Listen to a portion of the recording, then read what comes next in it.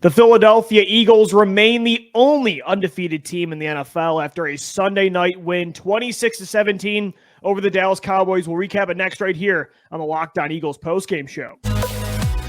You are Locked On Eagles, your daily Philadelphia Eagles podcast. Part of the Locked On Podcast Network, your team every day.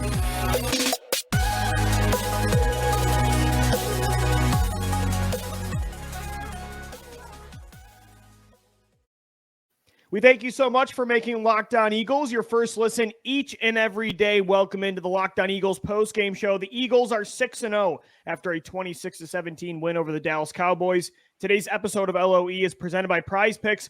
Prize Picks is daily fantasy made easy. Pick 2 to 5 players, and if they score more or less than their Prize Picks projection, you can win up to 10 times your money on your entry. First-time users can receive a 100% instant deposit match up to $100 with the promo code LOCKEDON. That's prizepicks.com, promo code LOCKEDON. I'm Louis DiBiase. He's Gino Camilleri. The Eagles, again, kind of the tale of the tape, really. The first 6 weeks, Gino, they are perfect in the first half. And by perfect, I meant perfect. Everything was clicking on both sides of the ball. And then they make it stressful in the second half. They were up 20-0, and the Cowboys score 17 unanswered to make it interesting. And then the Eagles figure it out in the end. So that's just kind of the script of this team. But at 6-0, you're the only undefeated team left in football heading into the bye week. You've got 5 super easy matchups coming up. It's hard to be super upset. We'll get into what they need to fix, Gino, but beating Dallas on prime time, that's another box you check. That's a good team that you took care of. That's the end result that anybody that was going into this game and expecting them to pull out 60 minutes of just pure flawless football. The first half was great, don't get me wrong, but it's an NFC matchup against arguably a team that you haven't seen skill-wise in the last couple of years. Situationally, you haven't seen this type of matchup where you're a 4-1 team taking on a 5-0 football team. And at the end of the day, the Eagles have been in that situation. They've lost 6 out of the past 8 to the Cowboys. They've had their number the last few years. They put all of that aside, and they got the win today, Lou. And NFC East matchups, they are never easy. They're never pretty. It got sketchy there for a little bit. But the identity, like you said, they're a team that executes nearly flawless in the first quarter. In the second half, things start to waver a little bit, but the key and the cherry on top to what they do is that no matter what, that last quarter, when they have to grind it out, when they have to put together an offensive drive, when their defense has to buckle down, they do it game in and game out. And ultimately, if you are good at fourth quarter situational football and find ways to win, you're going to win a lot of games matchups. You're going to win a lot of games, especially if you get up early. And you could tweak out those kinks of figuring out why you get slow in the second half with a bye week coming up. Then you play Pittsburgh. Then you play Houston. Then you play the Commanders again. That's the part where you get right. This first stretch was not as easy as we thought it was going to be. A lot of tough teams, man. The Minnesota Vikings, the Dallas Cowboys, those are 2 really good teams. You beat the Arizona Cardinals, are very competitive. The Jacksonville Jaguars are too. I agree. The positive of the collapses that are happening in the second half is that they do figure it out. And they overcame, losing Lane Johnson in that second half. That was tough. You could tell that things were not the same because they had Micah Parsons completely erased in the first half. I mean, what a genius move to leave him unblocked and to totally read him with the RPOs. Lane Johnson was doing great against him too. But once Jack Driscoll came in at right tackle, you could tell things weren't doing, and nothing was working exactly the same. So as you mentioned, they pulled out their vintage, long, run-heavy drive to close that game out when it was 20-17. They go on a touchdown drive and answer.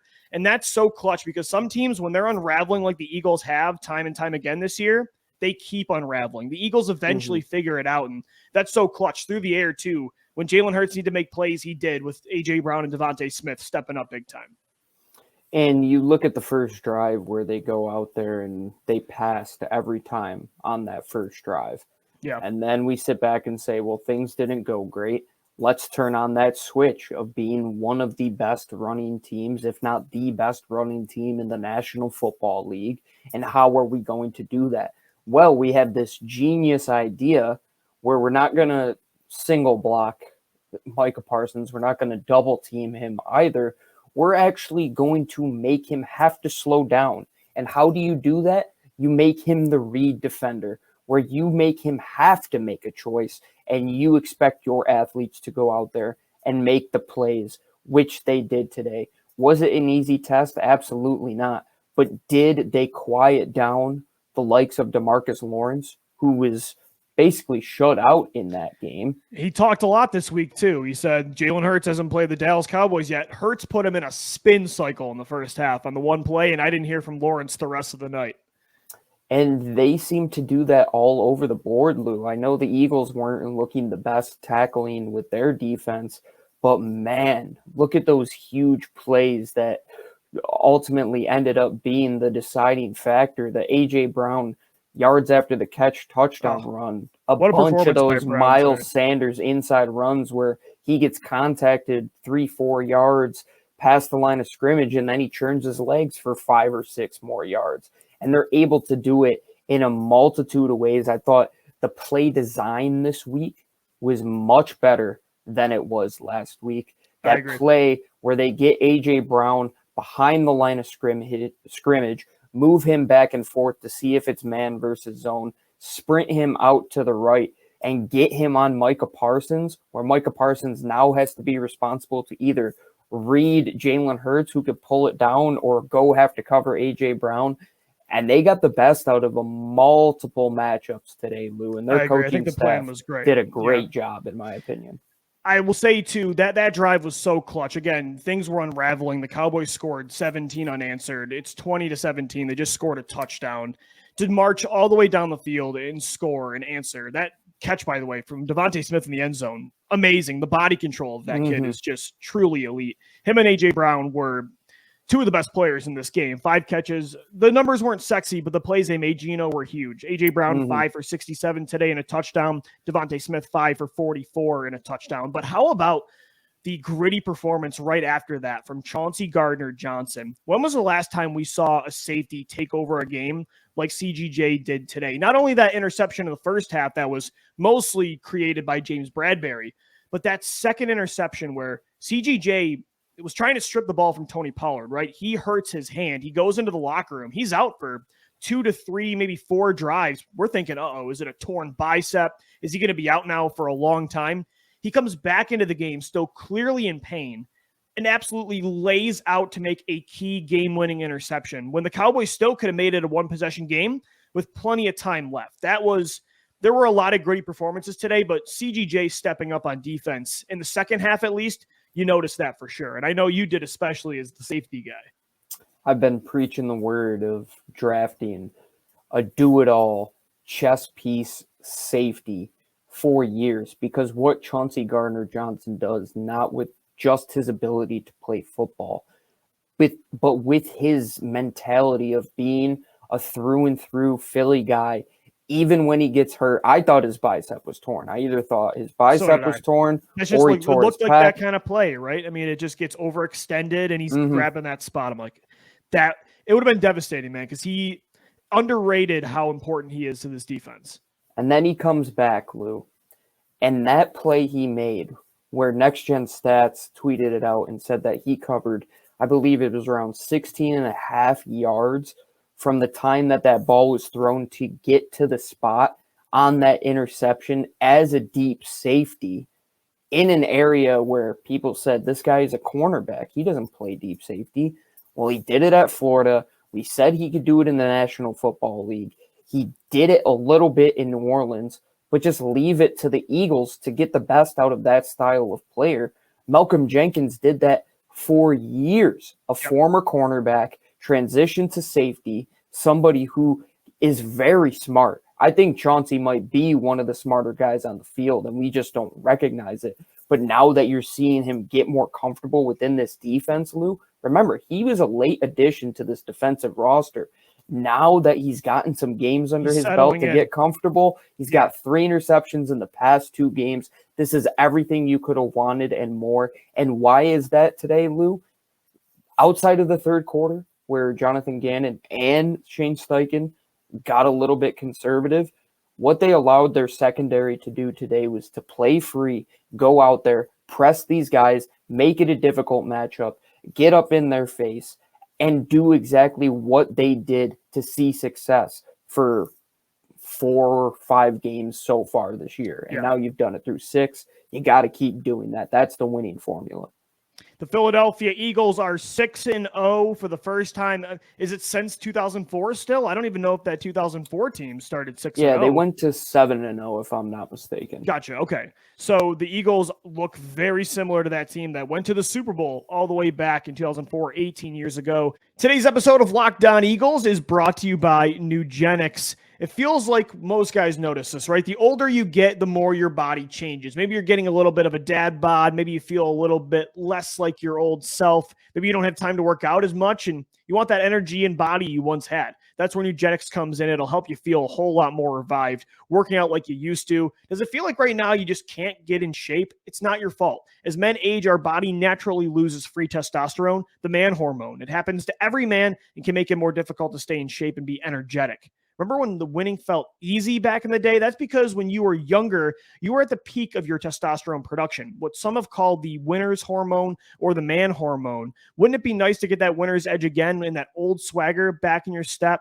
That's where Nugenix comes into play. Want more energy to counter the negative physical effects of aging? Nugenix Total T Testosterone Booster with Testosterone will help you turn back the clock, re-energize your workouts, get you better results at the gym, and help you look and feel like the man you really want to be. Nugenix Total T contains man-boosting key ingredients like testosterone. It's been validated in 5 clinical studies shown to boost free testosterone levels in men. Because Nugenix Total T boosts free testosterone that the aging process robs you of, you're going to feel stronger, leaner. You're going to have more energy and drive and more passion too. Your partner will notice the difference. While every product professes quality, many other products use generic ingredients that are often less effective in the clinical grade. With Nugenix Total T, you get the same clinical potency levels used in the trials, and Nugenix formulation is backed by 10 years of science and research. Now get a complimentary bottle of Nugenix T Total T when you text NFL to 231231. Text now and get a bottle of Nugenix Thermo, their most powerful fat incinerator ever,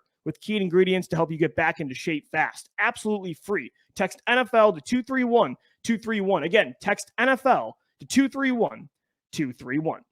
Eagles fans, today's show is also sponsored by Athletic Greens, the product that I literally use every day. I started taking Athletic Greens because I simply don't have enough time in the day to prepare the amount of healthy meals I need to get through. I've got a lot of jobs right now, both day and night. The grind is absolutely real, and I needed more energy, good feeling energy. I started relying on caffeine, started drinking coffee, and I hate coffee. Bang energy drinks. Felt like I was having heart attacks. Just not the move. So I've been on Athletic Greens for a few weeks now, and I absolutely love it. It doesn't taste healthy either. It's got a mild tropical flavor I'm really into. I look forward to drinking it each morning as I write my articles for Fox 43, get ready for the podcast.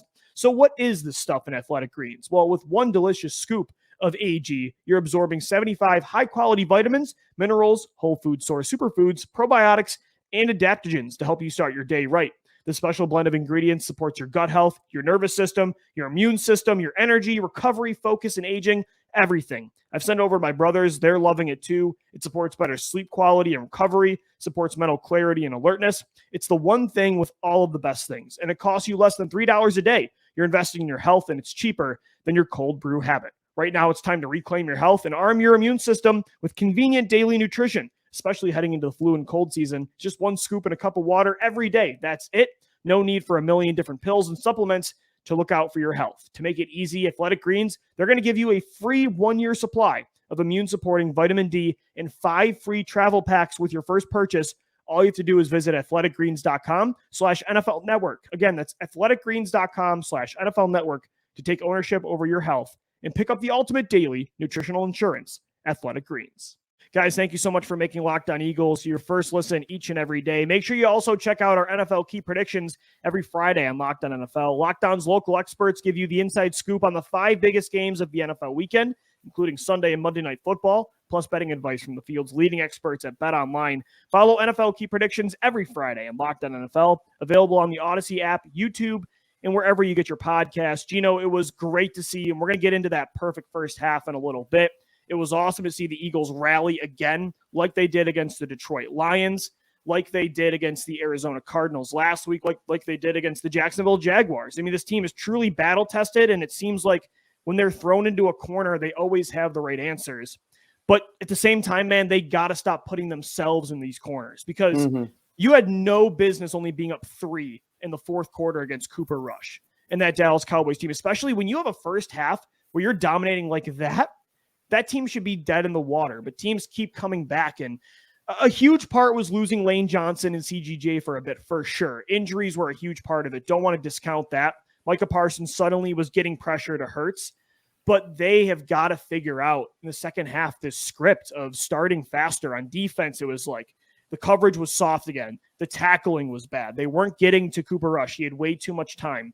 The defensive line was getting moved when it comes to run blocking as well. On offense, Jalen Hurts still didn't have the answers against pressure, and everything just felt like they were sleepwalking through the third quarter, and that has to change because although your schedule is easy coming up, if you truly want to be a Super Bowl contender, there's got to be games where you put together a total 4-quarter performance. I totally agree, and I think we have to take a step back and not just look at what happens after the clock hits the third quarter, but what happened right before halftime. Sure. And what was the momentum swing in not just this game, Lou, but last game as well. Yeah. It wasn't an offensive play. It wasn't a defensive play. Special teams, once again, put you in a precarious position. A kick return, As were last week, you fell for that fake punt. They were able to sustain that drive, go down and get points once again. You look at this week, Lou, they're dead in the water. You're up 17-0. You don't get that touchdown after you do get that ball in good field position. You could go into this half and just be absolutely dominating Dallas once again. And what happens? You allow this long kickoff return where you're lucky that your defense was able to bail you out of that spot where they just get that field goal going into half. But that was the momentum swing right there. They could have been dead in the water, gone into halftime, and had nothing positive to look forward to. And that's why you have to focus on all 3 elements of that game. And you have to look at the dominoes, how they fall. Like, what is it? Is it just the Eagles coming out flat? No, there are things that are happening that are setting up teams to sustain success down the stretch where they have to fix that as well. Because if your offense plays great and your defense plays great, teams are going to take advantage of that variance, which is special teams, which Dallas has figured out. They were poor for the last 3 or 4 years on special teams, and they figured it out now. They got a guy who, if he touches the ball, he's electric. He can change the outcome of a game, and that's nearly what happened. If that doesn't happen, maybe your defense is in a better spot. Maybe your offense does a better job moving the football. But in reality, what we saw in the third quarter today is unacceptable. Without any excuses, regardless of what they put out there. You cannot let that happen against that team with the way it was going. And you also look at, at the end of the second half, or I should say the second quarter, although they were dominating in the second quarter, this is the best second quarter team in NFL history with the pace they're on this year. But they had those 2 back-to-back red zone trips where they had to settle for field goals. Again, you want to you're not going to score a touchdown every time you get down there, but I felt like they were getting too cute at times, and you just got to go for the jugular. Sometimes I just think they're getting too comfortable with these leads way too early, and that's a problem. Is it you're going to get by when you're playing Cooper Rush and a lot of the teams on this schedule, but when it comes time to play Aaron Rodgers, if they get better this year, and when it comes time, if you're in the playoffs and Tom Brady and the Buccaneers do get better, you can't just chill for an entire 15 minutes, or they're going to come back on both sides of the ball. I thought Jalen Hurts early on in the game looked spectacular. Late in the game looked spectacular. But in the middle, him, the play calling, the defense, everything's got to get totally better. But overall, again, though, Gino, the positives of what's going on this year is that they have a lot of moments of dominance. And then when they are put in a test of adversity, they're passing. So that's huge, especially when it comes time for playoff football, because you're gonna face a lot of that. Like you said, you're not going to dominate for 4 quarters in most games. especially in an NFC East matchup Right. against Dallas of all teams, against them in prime time, which has never gone well for you. And things didn't always go well for the Eagles today. I mean, there were times when, that block in the back call where it is textbook. They threw the flag and then picked it up. I mean, what was that? Don't tell, like, if you don't want to be a conspiracy theorist and say they have things rigged for Dallas, that's hard to overlook. I mean, the definition of the letter of the law is you cannot hit them in the numbers, in the back, above the waist, and extend your arms. And he did all four of those things. And that definitely didn't help out. And the Eagles not capitalizing on all of their possessions definitely didn't help out. Playing that soft, off defense in that third quarter, which they continued to do. How many times it was 2nd and 9, and it was so easy for them to set up in a 3rd and 3, 3rd and 2, way too often.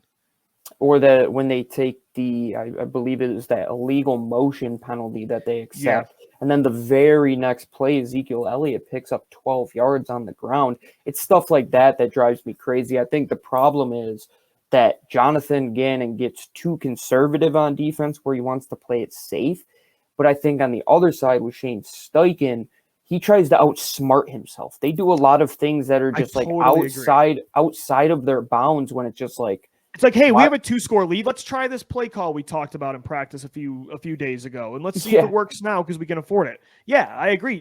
Do what you do. Yeah, why not just give it to Miles Sanders like you did in that fourth quarter and just hammer it home and take a 3-possession lead instead of having to try and go up yet another possession in a single-score game because you allowed them to get back into that football game. But once they find that out, Lou, if this is the floor that you're 6-0 and you're beating good teams in the National Football League and you're playing from behind, you're playing with a lead, you're playing in one-score games, you've won blowout games, they're doing it in a vast variety of ways where they're not just hitting a fastball.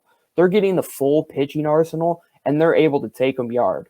And speaking of taking them yard, shout out to the Phils. Shout out to the Eagles. Yep. Huge weekend for Philadelphia. What an atmosphere at the stadium today, man. I mean, that first half, it was absolutely buzzing. We'll get into that perfect first half because although things got rocky in the second half, you can't ignore what they did in those first 2 quarters. That's where they flashed their Super Bowl contending ceiling. So we'll get into that coming up next right here on Locked On Eagles. And guys, today's show is sponsored by Prize Picks Daily Fantasy. I love how easy it is to use Prize Picks Daily Fantasy. Here's how it works. You pick 2 to 5 players, and if they score more or less than their Prize Picks projection, you can win up to 10 times your money on any entry. No competing with anybody. It's just you versus the projection. Prize Picks offers projections on any sport you watch. As Gino mentioned, the Philadelphia Phillies, they're in the NLCS right now. The Philadelphia Eagles are 6-0. The Philadelphia 76ers, their NBA season starts up really soon. Are they going to compete for a championship?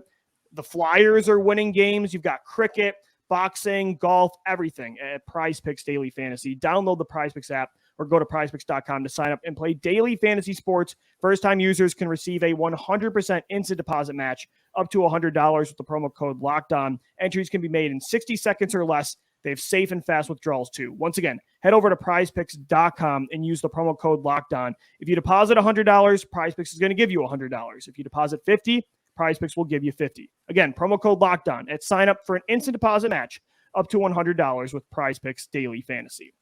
I'm Louis DiBiase. He's Gino Camilleri. This is the Locked On Eagles postgame show. The Eagles are 6-0. They take down the Dallas Cowboys 26-17. A tale of two halves for sure. The Eagles blow a 20-0 lead, but they hold on up 20-17. Jalen Hurts in the running game march down the field.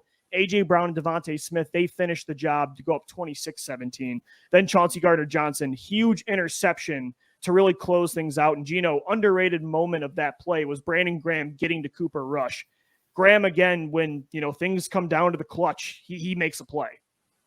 You were just waiting all game for one of those guys to make a play. Right. It's one of those things that it might not hit home right away.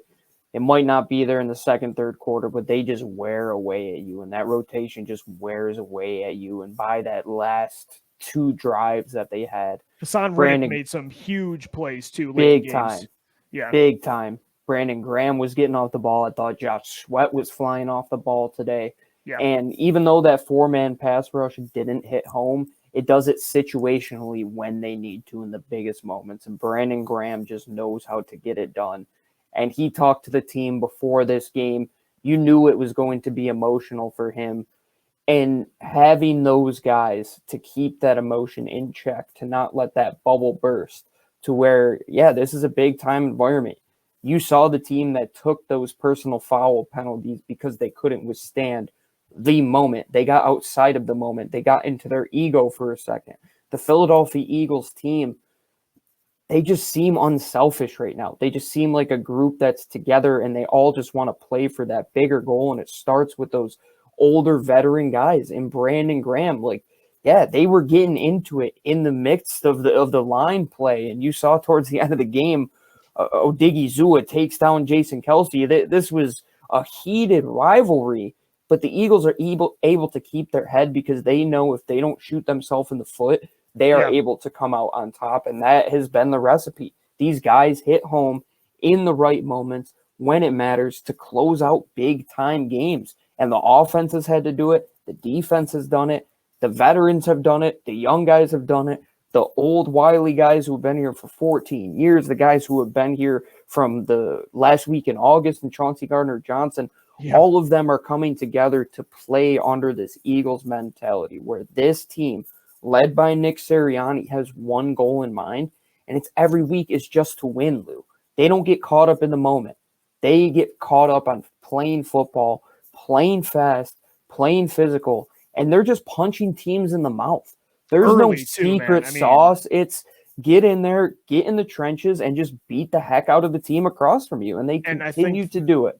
I think that was the theme of the first half. I mean, it was a perfect performance for 2 quarters, but what they did, they totally neutralized the Cowboys' rushing attack. Ezekiel Elliott, he got going in the second half, but him and Tony Pollard were non-existent. And again, what they did, the game plan with Micah Parsons, because we said for multiple shows last week coming in, how they answered to Dallas's pressure, because they struggle with that against Arizona. And while they struggled at times tonight, I thought their game plan heading in was perfect. Parsons really was a non-factor for the majority of this game, and letting Hurts and A.J. Brown read him in that RPO game with Miles Sanders as well was stuff of genius. So they really won in the trenches, and we knew that was going to be the key to this game because it really was strength against strength on both sides. That's how both these teams have made their money over the last decade plus. So to see that, but also too, just the secondary put on a show. That was some of the best cornerback play I've ever seen from James Bradberry and Darius Slay. Gino, I feel like it's been a given that Bradberry is just going to go cash in somewhere else, but I'm getting used to this cornerback play, man. I don't know if I'm ready to watch him go out the door after a year. Shout out to Big Play Slay with another interception today. Yeah, how James about 4 Bradberry. interceptions or 3 interceptions today, right? CGJ with 2 and then Slay with 1. I'm thinking Bradberry made the pass breakup to give it to CGJ. Cooper Rush never threw a pick all year, threw 3 today. Slay has 3 on the year. CGJ has 3 on the year. The rest of the guys have a few interceptions spread between them.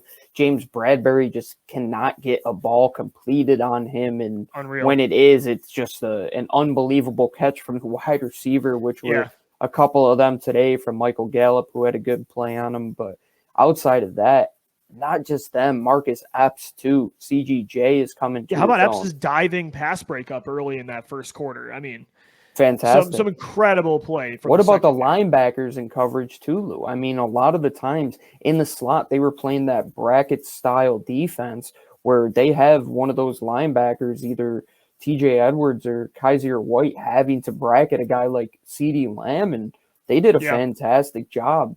That game plan is what you should look to do. You should look to make those guys versatile, look to spread them out all over the field, because you have the guys on the outside and in the deep third that can make plays all over the field. And when you can't get your passing game going because your run game is stunted, because everybody is keeping everything in front of them, the guys in front on the line are bouncing everything outside, and guys are coming up and tackling, the only times that the Eagles defense looks bad is when that isn't the recipe, when the tackling woes are there, when the guys behind them are getting beat, when they're playing soft, when the guys up front aren't being just let off the leash to go home. When they are able to play that game and that brand of football, which we have seen succeed, that's where we get the results that you're looking for week in and week out. They have a switch, Gino, that they it's do. Kind of like the Chiefs. I think it was a couple years ago where they were struggling through a few quarters, and it's almost like the Golden State Warriors in a third quarter. They're almost like playing with their food, and they turn it on and they dominate you. And that's kind of what the Eagles have done early on in games this year. Like the Dallas Cowboys, again, they were heading into this game one of the better running teams in football. Heading into this game, they were one of the best defensive lines in football. Like DeMarcus Lawrence, he was justified in being cocky this week because of how they looked for sure. He didn't back it up on the field, but considering how good him and Micah Parsons and that front seven of Dallas looked, and Philadelphia made them look like absolutely nothing. I mean, the way the offensive line was moving him, it wasn't just the game plan of how to handle Parsons, but Landon Dickerson had a couple pancake blocks on him. Lane Johnson, before he got hurt, him and Sayamalu were doing a great job against Parsons and Lawrence. It was a masterful showing for 2 quarters. And again, they flashed, they're 6-0 and they're not a perfect team, but they've had perfect stretches. And that was fun. That was very 2017-esque, almost like that Washington Monday night game where you're like, oh, everything is working. There's times where this team is literally unstoppable. They don't have a single weakness. And I think it's very indicative to tell when they are playing that way is when the run game is going as well as it is, because that's where the mentality starts. Like, we're going to go back to just the epitome of what football is. Put the ball in the hands of a playmaker, put big guys in front of them, and let them go block and see how many yards you can get. And the Eagles today, Lou, they were picking up 6, 7, 8, 9 yards a pop on first and second down with Miles Sanders, and Jalen Hurts didn't even have one of the better rushing games that you've seen. But in moments where you needed Boston Scott and Kenny Gainwell, you got it done through that offensive line. And no matter what amount of adversity, like I loved going to Twitter and people being shocked that the Eagles' game plan would be affected when Lane Johnson goes out. Like, of course it would. He's the best right tackle in football. At the same time, though, any other team. I'm glad Jalen eventually snapped out of it and made some huge plays at the end, because I think there still were moments in that third quarter where I'm like, this is when you need your quarterback to settle things down and make some plays. Did, man. He did. And eventually he did, because he was struggling for a bit there. I think the entire team was. So you go as far as your quarterback takes you, and they set the tone for the rest of the team. And I thought once he got going, everything else I felt like calmed down. And that's what Nick Sirianni has said, that it's going to go through him. You've seen the calmness from Jalen Hurts. I just can't tell what his demeanor is in a game. I never know if he's upset at what he just did, if he wants to rally the guys up, if he's in a bad mood, if he's in a good mood. And I think that's the best thing about him, because he keeps you guessing, and he never gives you a hand to play into. Like with Carson Wentz, if you look at him, when he hits that weeble wobble stage where he could fall over, and if he falls over, it's just going to be a continuous downhill spin. Or there's some guys just wear it on their sleeve. You saw Tom Brady screaming at his offensive lineman today. Yeah, I agree. Hurts, you won't see throwing helmets around, and that's huge. And he's better at rebounding quicker than other guys, and he did that today. I don't think it was an insane MVP-like performance like he looked against Minnesota on Monday Night Football, or like he looked against Washington, or even at times last week against Arizona. But there were moments where you needed him to make plays late in the game, and he did it. In the first half, I thought he was good. I thought he was very accurate on time against a good defense. So I don't think this was a stock down performance. But at the same time, there's work to be done with this team. They're 6-0. They have a perfect record, but they're certainly not perfect. But you'll take a win in the division on primetime football heading into a bye week anytime you can get it, especially with the Giants winning today. Gino, you had to stay up in the NFC East lead because they're 5-1 now. The Dallas Cowboys are 4-2. The NFC in general, you look at the teams you expect to be at the top. Tampa Bay lost today. The Los Angeles Rams, they got a win, so they're inching closer. So the Niners lost, though. A lot of the teams you're battling with in seeding, it went well for you today. So that was a big win. And again, just getting into the bye now, get healthy. That's the ultimate thing, because you have a huge opportunity down the stretch here. I mean, these are they might be 10-0 heading into that game against Green Bay, right? They got Pittsburgh, Houston, Washington, Indianapolis. You should be favored in every game until Christmas. And that's why it's good to get these games against these opponents out of the way, because if this game came against Pittsburgh, let's say, Lou, or Indianapolis, I would be a lot more frustrated and displeased with the result. But to look at who you were playing with the stakes at hand, with the situation, with it being a division game, you can never really get too upset when you beat that team by 9 points. It could have been more. You're still on a streak of putting up 20-plus points in back-to-back weeks. You've done it 6 times now. You continue with that stretch, and this is your floor. You can get right in this next stretch of games where everybody should come back healthy. That is the exciting part, is you're not even at your full ceiling, and you're beating the best teams on your schedule, right?